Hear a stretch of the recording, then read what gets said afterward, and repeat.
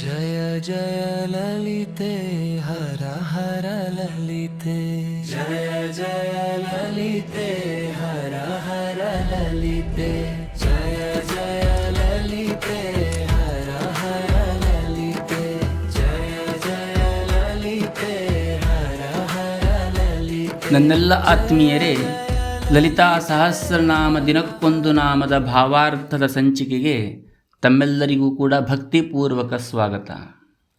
ಲಲಿತಾ ಸಹಸ್ರನಾಮದ 57ನೆಯ ನಾಮವಾದ ಚಿಂತಾಮಣಿ ಗ್ರಹಾಂತಸ್ಥಾಯೈ ನಮಃ ಎಂಬುದು ದೇವಿಯ ಸ್ವರೂಪ ಮತ್ತು ಅವಳ ವಾಸಸ್ಥಾನದ ಅತ್ಯಂತ ರಹಸ್ಯಮಯ ಹಾಗೂ ವೈಭವಯುತವಾದ ವಿವರಣೆಯನ್ನು ನಾವಿವತ್ತು ನೋಡೋಣ. ಚಿಂತಾಮಣಿ ಗ್ರಹಾಂತಸ್ಥಾಯೈ ನಮಃ ಅಂತಂದರೆ, ಯಾವ ದೇವಿಯು ಚಿಂತಾಮಣಿ ಎಂಬಂತಹ ದಿವ್ಯ ರತ್ನಗಳಿಂದ ನಿರ್ಮಿತವಾದ ಭವ್ಯ ಮಂದಿರದ ಒಳಗೆ ಕುಳಿತಿದ್ದಾಳೋ ಅವಳಿಗೆ ನಮಸ್ಕಾರ ಎಂಬಂಥದ್ದು ಇದರ ಭಾವಾರ್ಥವಾಗುವಂತಹದ್ದು. ಪುರಾಣಗಳ ಪ್ರಕಾರ ಶ್ರೀ ಲಲಿತಾ ಪರಮೇಶ್ವರಿಯು ವಾಸಿಸುವ ಸ್ಥಳವನ್ನು ಮಣಿದ್ವೀಪ ಎಂದು ಕರೆಯಲ್ಪಡುವಂತಹದ್ದು. ಇದು ಭೌತಿಕ ಪ್ರಪಂಚಕ್ಕಿಂತ ಅತೀತವಾಗಿರತಕ್ಕಂತಹದ್ದು. ಈ ದ್ವೀಪದ ಮಧ್ಯಭಾಗದಲ್ಲಿ 16 ಪ್ರಾಕಾರಗಳಿದ್ದು ಅವುಗಳಲ್ಲಿ ಅತ್ಯಂತ ಶ್ರೇಷ್ಠವಾದುದು ಮತ್ತು ಮಧ್ಯದಲ್ಲಿರುವುದು ಈ ಚಿಂತಾಮಣಿ ಗ್ರಹ ಎಂಬಂತಹದ್ದು.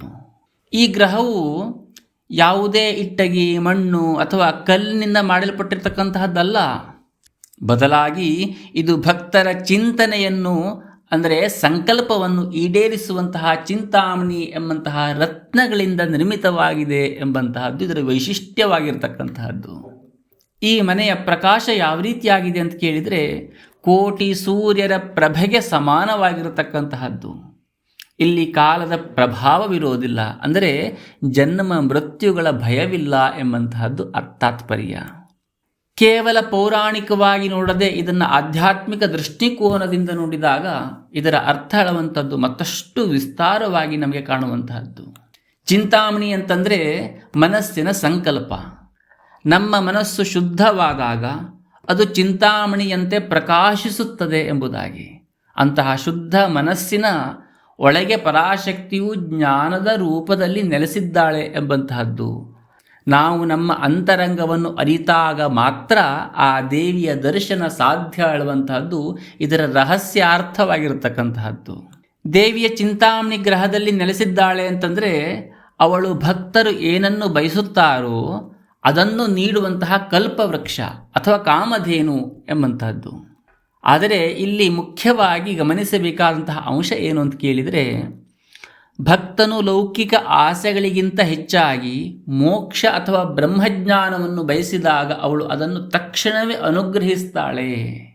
ಅಂತಂದರೆ ಈ ಮಾಯಾಮಯದಲ್ಲಿ ಪ್ರಪಂಚದಲ್ಲಿರ್ತಕ್ಕಂತಹ ಕ್ಷಣಿಕ ಸುಖಕ್ಕಿಂತ ಚಿರಸುಖವನ್ನು ಆ ಜಗನ್ಮಾತೆ ನೀಡ್ತಾಳೆ ಎಂಬಂತಹದ್ದು ಇದರ ರಹಸ್ಯಾರ್ಥವಾಗುವಂತಹದ್ದು.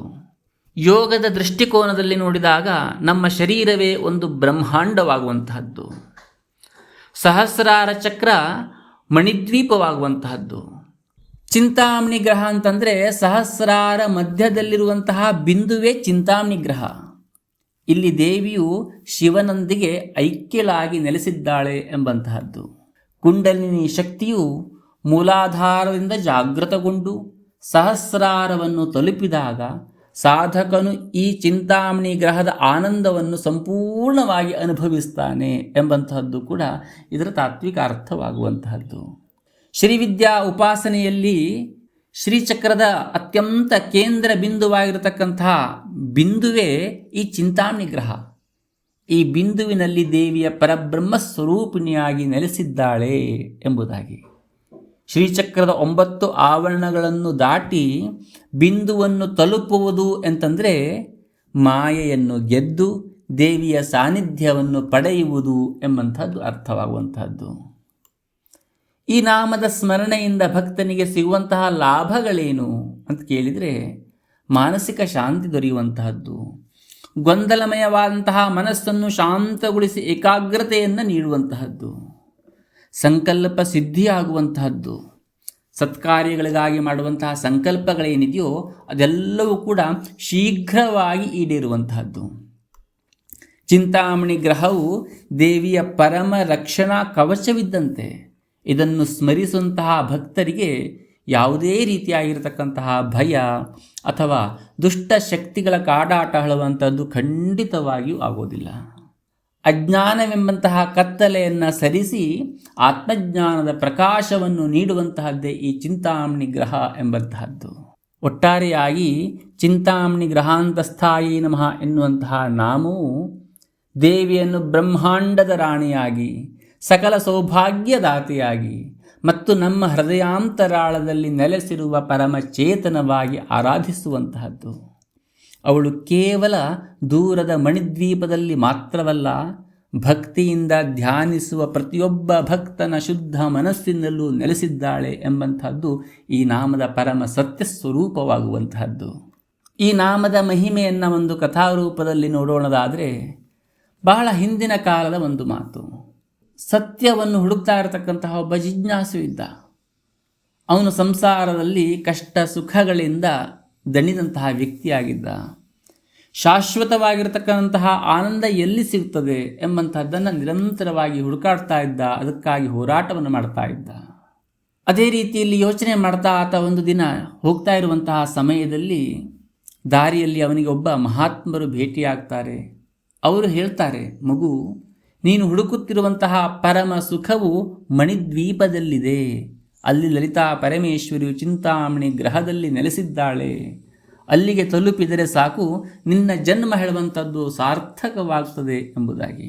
ಸಾಧಕನು ಆ ಗುರುವರಿಯರ ಮಾರ್ಗದರ್ಶನದಂತೆ ಆ ಮಣಿದ್ವೀಪವನ್ನು ಹುಡುಕುತ್ತಾ ಸಮುದ್ರವನ್ನು ದಾಟಿ ಕೊನೆಗೂ ಆ ಮಣಿದ್ವೀಪವನ್ನು ತಲುಪುತ್ತಾನೆ. ಆ ದ್ವೀಪ ಸಾಮಾನ್ಯವಾಗಿರ್ತಕ್ಕಂಥದ್ದಲ್ಲ, ಅದು ಅಮೃತದ ಸಾಗರದ ಮಧ್ಯೆ ಇತ್ತು. ಅದ್ಭುತವಾಗಿರ್ತಕ್ಕಂತಹ ಪ್ರಕಾಶಮಾನವಾಗಿರ್ತಕ್ಕಂತಹದ್ದು, ಪ್ರಾಕಾರಗಳ ಸಾಲು ಸಾಲುಗಳೇ ಇದ್ದಂತಹದ್ದು. ಸಾಧಕನು ದ್ವೀಪದ ಒಳಗೆ ಪ್ರವೇಶಿಸ್ತಾ ಇದ್ದಂತೆ ಅವನಿಗೆ 16 ದೊಡ್ಡ ಕೋಟೆಗಳು ಅಂದರೆ ಪ್ರಾಕಾರಗಳು ಎದುರಿಗೆ ಕಾಣುವಂತಹದ್ದು. ಒಂದೊಂದು ಕೋಟೆಯು ಲೋಹಗಳಿಂದ ರತ್ನಗಳಿಂದ ನಿರ್ಮಾಣ ಮಾಡಲ್ಪಟ್ಟಿರತಕ್ಕಂತಹದ್ದು. ಮೊದಲ ಕೋಟೆ ಅವನ ದೈಹಿಕ ಆಸೆಗಳನ್ನು ಪರೀಕ್ಷಿಸಲಿಕ್ಕೆ ಪ್ರಾರಂಭವನ್ನು ಮಾಡ್ತದೆ. ನಂತರದ ಕೋಟೆಗಳು ಅವನ ಮಾನಸಿಕ ಸಂಕಲ್ಪವನ್ನು ಪರೀಕ್ಷಿಸಲಿಕ್ಕೆ ಪ್ರಾರಂಭ ಮಾಡುವಂತಹದ್ದು. ಅವನು ಅದೆಲ್ಲದಕ್ಕೂ ಕೂಡ ಎದೆಗುಂದದೆ, ಯಾಕೆಂತಂದರೆ ಆ ಮಹಾತ್ಮರ ಮಾರ್ಗದರ್ಶನ, ಅವರ ಅನುಗ್ರಹ ಇರೋ ಕಾರಣದಿಂದಾಗಿ ಎದೆಗುಂದದೆ ಪ್ರತಿಯೊಂದು ಕೋಟೆಯನ್ನು ದಾಟುತ್ತಾ ಮುಂದೆ ಹೋಗಲಿಕ್ಕೆ ಪ್ರಾರಂಭವನ್ನು ಮಾಡ್ತಾನೆ. ಅವನ ಮನಸ್ಸು ಹೆಚ್ಚು ಹೆಚ್ಚು ಶುದ್ಧವಾಗ್ತಾ ಹೋದಂತೆ ಹೊರಗಿನ ಪ್ರಪಂಚದ ಅರಿವು ಕಡಿಮೆಯಾಗಲಿಕ್ಕೆ ಪ್ರಾರಂಭವಾಗುವಂಥದ್ದು, ಅಂತರಂಗದ ಪ್ರಕಾಶ ಹೇಳುವಂಥದ್ದು ಹೆಚ್ಚಾಗಲಿಕ್ಕೆ ಪ್ರಾರಂಭವಾಗ್ತದೆ. ಕೊನೆಗೂ ಚಿಂತಾಮಣಿ ಗ್ರಹದ ದರ್ಶನವಾಗ್ತದೆ. ಕೊನೆಗೆ ಅವನು ಎಲ್ಲಕ್ಕೂ ಮಧ್ಯದಲ್ಲಿರುವಂತಹ ಅತ್ಯಂತ ಸುಂದರವಾದ ಒಂದು ಭವನವನ್ನು ನೋಡ್ತಾನೆ. ಅದೇ ಚಿಂತಾಮಣಿ ಗ್ರಹ. ಆ ಮನೆಯಲ್ಲಿ ಇಟ್ಟಿಗೆಗಳಿರಲಿಲ್ಲ, ಬದಲಾಗಿ ಕೋಟಿ ಸೂರ್ಯರಂತೆ ಬೆಳಗ್ತಾ ಇರತಕ್ಕಂತಹ ಚಿಂತಾಮಣಿ ರತ್ನಗಳೇ ಗೋಡೆಗಳಾಗಿರ್ತಕ್ಕಂತಹದ್ದು. ಚಿಂತಾಮಣಿ ಅಂತಂದರೆ ಅಂತಹ ಅದ್ಭುತವಾಗಿರ್ತಕ್ಕಂತಹ ರತ್ನ ಅದು. ಅದರ ಮುಂದೆ ನಿಂತು ನಾವು ಏನನ್ನು ಚಿಂತಿಸುತ್ತೇವೆಯೋ ಅವೆಲ್ಲವೂ ಕೂಡ ತಕ್ಷಣವೇ ನಮ್ಮ ಕೈ ಸೇರುವಂತಹದ್ದು. ಸಾಧಕನು ಆ ಮನೆಯ ಮುಂದೆ ನಿಂತಿರತಕ್ಕಂತಹದ್ದು ಅವನಿಗೆ ಮೊದಲು ಅಲ್ಲಿ ಅನಿಸಿದ್ದು, ನನಗೆ ತುಂಬ ಹಸಿವಾಗಿದೆ, ರುಚಿಯಾದ ಊಟ ಬೇಕಿತ್ತು ಎಂಬುದಾಗಿ. ಅವನು ಯಾವ ರೀತಿಯಾಗಿ ವಿಚಾರವನ್ನು ಮಾಡ್ತಾ ಇದ್ನೋ ತಕ್ಷಣವೇ ಅವನ ಮುಂದೆ ದಿವ್ಯವಾಗಿರತಕ್ಕಂತಹ ಭೋಜನ ಹೇಳುವಂಥದ್ದು ಪ್ರತ್ಯಕ್ಷವಾಗುವಂತಹದ್ದು. ನಂತರ ಅವನಿಗೆ ವಿಶ್ರಾಂತಿ ಬೇಕು ಅಂತ ಅನಿಸಲಿಕ್ಕೆ ಪ್ರಾರಂಭವಾಯಿತು. ಆ ರೀತಿಯಾಗಿ ಅಂದುಕೊಳ್ತಾ ಇದ್ದಂತೆ ರತ್ನ ಖಚಿತವಾಗಿರ್ತಕ್ಕಂತಹ ಮಂಚ ಪ್ರತ್ಯಕ್ಷವಾಗುವಂತಹದ್ದು ವಿಶ್ರಾಂತಿಗೋಸ್ಕರವಾಗಿ. ಆದರೆ ಆ ಚಿಂತಾಮಣಿ ಗ್ರಹದ ಪ್ರಭಾವ ಎಂತಹದೆಂದರೆ, ಅಲ್ಲಿ ಸ್ವಲ್ಪ ಸಮಯ ಕಳೆದ ನಂತರ ಸಾಧಕನಿಗೆ ಒಂದು ಸತ್ಯ ಅರಿವಾಯಿತು. ನಾನು ಕ್ಷಣಿಕವಾಗಿರತಕ್ಕಂತಹ ವಸ್ತುಗಳನ್ನು ಕೇಳಿ ಈ ದಿವ್ಯ ಶಕ್ತಿಯನ್ನು ವ್ಯಯ ಮಾಡ್ತಾ ಇದ್ದೇನೆ ಎಂಬುದಾಗಿ. ಈ ಮನೆ ಇಷ್ಟು ಅದ್ಭುತವಾಗಿರುವಾಗ ಈ ಮನೆಯ ಒಳಗೆ ಕುಳಿತಿರುವಂತಹ ಆ ತಾಯಿ ಇನ್ನೆಷ್ಟು ಕರುಣಾಮಯಿ ಇರಬಹುದು ಎಂಬಂಥದ್ದನ್ನು ಯೋಚನೆ ಮಾಡಲಿಕ್ಕೆ ಪ್ರಾರಂಭ ಮಾಡ್ತಾನೆ. ತಕ್ಷಣವೇ ಅವನ ಮನಸ್ಸಿನಲ್ಲಿರ್ತಕ್ಕಂತಹ ಎಲ್ಲ ಲೌಕಿಕ ಆಸೆಗಳು ಕೂಡ ಕರಗಿ ಹೋಗುವಂತಹದ್ದು. ಅವನಿಗೆ ಈಗ ಬೇಕಾಗಿದ್ದು ಕೇವಲ ದೇವಿಯ ದರ್ಶನ ಮಾತ್ರವಾಗಿತ್ತು. ಆತ ಆ ಚಿಂತಾಮಣಿ ಗ್ರಹದ ಒಳಭಾಗಕ್ಕೆ ಪ್ರವೇಶವನ್ನು ಮಾಡ್ತಾನೆ. ಅಲ್ಲಿ ಪ್ರಕಾಶದ ನಡುವೆ ಸಿಂಹಾಸನದ ಮೇಲೆ ತಾಯಿ ಲಲಿತಾ ಪರಮೇಶ್ವರಿ ಕಾಮೇಶ್ವರನೊಂದಿಗೆ ಕುಳಿತುಕೊಂಡಿರ್ತಕ್ಕಂತಹದ್ದು. ಆ ಕ್ಷಣದಲ್ಲಿ ಸಾಧಕನಿಗೆ ಅರಿವಾಗುವಂತಹದ್ದು, ಈ ಮಣಿದ್ವೀಪ ಹೊರಗೆ ಎಲ್ಲಿಯೂ ಇಲ್ಲ, ನನ್ನ ಶರೀರವೇ ಈ ದ್ವೀಪವಾಗಿರ್ತಕ್ಕಂತಹದ್ದು. ಚಿಂತಾಮಣಿ ಗ್ರಹವು ನನ್ನ ಶುದ್ಧವಾಗಿರ್ತಕ್ಕಂತಹ ಹೃದಯ, ದೇವಿಯು ಬೇರೆಲ್ಲೂ ಇಲ್ಲ. ನನ್ನ ಆಲೋಚನೆಗಳ ಪವಿತ್ರವಾಗಿದ್ದಾಗ ನನ್ನ ಹೃದಯದಲ್ಲೇ ಅವಳು ಜ್ಞಾನದ ರೂಪದಲ್ಲಿ ನೆಲೆಸಿದ್ದಾಳೆ ಎಂಬುದಾಗಿ. ಈ ಕಥೆಯ ಸಾರಾಂಶವೇನು ಅಂತ ಕೇಳಿದರೆ, ಮೂಲಾಧಾರದಲ್ಲಿರ್ತಕ್ಕಂತಹ ಶಕ್ತಿಯನ್ನು ಜಾಗೃತಗೊಳಿಸಿಕೊಂಡ ತಕ್ಷಣ ಯಾವ ಮನುಷ್ಯನಿಗೆ ದಿವ್ಯವಾಗಿರತಕ್ಕಂತಹ ಅಷ್ಟಸಿದ್ಧಿಗಳು ಪ್ರಾಪ್ತವಾಗ್ತದೆಯೋ ಆತನ ಮನಸ್ಸಿನಲ್ಲಿ ಯಾವೆಲ್ಲ ಸಂಕಲ್ಪಗಳು ಕೂಡ, ಯಾವೆಲ್ಲ ಆಸೆಗಳು ಕೂಡ ಬರ್ತದೆಯೋ ಅವೆಲ್ಲವೂ ಕೂಡ ಆತನಿಗೆ ಈಡೇರುವಂತಹದ್ದು. ಆದರೆ ಆತ ಆ ಕ್ಷಣಿಕ ಸುಖವನ್ನು ಕೇಳಿಕೊಳ್ಳದೆ, ಅದನ್ನು ಪಡೆಯುವಂತಹ ಇಚ್ಛೆಯನ್ನು ಪಡೆಯದೆ, ಪರಿಶುದ್ಧವಾಗಿರ್ತಕ್ಕಂತಹ ಮನಸ್ಸನ್ನು ಹೊಂದಿ ನಾವು ಪ್ರಪಂಚದ ಆಸೆಗಳೆಂಬಂತಹ ಕೋಟೆಯನ್ನು ದಾಟಿ ನಮ್ಮ ಅಂತರಂಗದ ಆಳಕ್ಕೆ ಇಳಿದಾಗ ಅಲ್ಲಿ ದೇವಿಯ ಶಾಂತವಾಗಿರ್ತಕ್ಕಂತಹ ಸ್ವರೂಪ ನಮಗೆ ಅನುಭವಕ್ಕೆ ಬರುವಂತಹದ್ದು. ಚಿಂತಾಮಣಿಯಂತೆ ನಮ್ಮ ಮನಸ್ಸು ಶುದ್ಧವಾಗಿದ್ದರೆ ನಾವು ಏನನ್ನು ಬಯಸುತ್ತೇವೋ ಅದು ಲಭಿಸ್ತಾ ಇರತಕ್ಕಂತಹದ್ದು. ಆದರೆ ದೇವಿಯನ್ನು ಪಡೆದವನಿಗೆ ಬೇರೆ ಯಾವುದರ ಆಸೆಯೂ ಕೂಡ ಉಳಿದಿರತಕ್ಕಂತಹದ್ದಲ್ಲ. ಹಾಗಾಗಿ ಕ್ಷಣಿಕವಾಗಿರತಕ್ಕಂತಹ ಸುಖಕ್ಕೋಸ್ಕರವಾಗಿ ಪರಿಶ್ರಮವನ್ನು ಪಡುವುದನ್ನು ಬಿಟ್ಟು ಆ ಜಗನ್ಮಾತೆಯ ಸಾಕ್ಷಾತ್ಕಾರ, ಆ ಜಗನ್ಮಾತೆಯ ದಿವ್ಯ ಸ್ವರೂಪದ ಅನುಭವವನ್ನು ಹೊಂದಲಿಕ್ಕೆ ಪ್ರಯತ್ನವನ್ನು ಪಡಬೇಕು ಎಂಬಂತಹದ್ದು ಇದರ ಕಥೆಯ ಸಾರಾಂಶವಾಗುವಂತಹದ್ದು. ಹಾಗಾಗಿ ನಾವೆಲ್ಲರೂ ಕೂಡ ಶ್ರೀವಿದ್ಯಾ ಪ್ರತಿಷ್ಠಾನದಲ್ಲಿ ಸಂಕಲ್ಪಿತವಾಗಿರತಕ್ಕಂತಹ ಕೋಟಿ ಲಲಿತಾ ಸಹಸ್ರನಾಮ ಮಹಾಯಾಗದಲ್ಲಿ ಪಾಲ್ಗೊಂಡು ಸರ್ವ ಸೌಭಾಗ್ಯದಾಯಕ ರೀತಿಯ ಲಲಿತಾ ಸಹಸ್ರನಾಮವನ್ನು ಪ್ರತಿನಿತ್ಯವೂ ಕೂಡ ಪಾರಾಯಣವನ್ನು ಮಾಡಿ ಆ ಜಗನ್ಮಾತೆಯ ದಿವ್ಯ ಅನುಗ್ರಹವನ್ನು ಹೊಂದಿ, ಆ ಜಗನ್ಮಾತೆಯ ಅನುಗ್ರಹದಿಂದ ಪರಿಶುದ್ಧವಾಗಿರತಕ್ಕಂತಹ ಮನಸ್ಸಿನಿಂದ ಮಾತೆಯನ್ನು ಧ್ಯಾನಿಸಿ ಚಿಂತಾಮಣಿಯಂತೆ ಮನಸ್ಸು ಶುದ್ಧಗೊಳಿಸಿಕೊಂಡು ಆ ಜಗನ್ಮಾತೆಯ ದಿವ್ಯ ಸ್ವರೂಪ ಸಾಕ್ಷಾತ್ಕಾರವನ್ನು ಅನುಭವಿಸೋಣ ಎಂಬುದಾಗಿ ಹೇಳ್ತೇನೆ. 58ನೇ ನಾಮದ ಭಾವಾರ್ಥವನ್ನು ನಾಳೆಯ ದಿನ ತಿಳಿದುಕೊಳ್ಳೋಣ. ನಮಸ್ಕಾರ.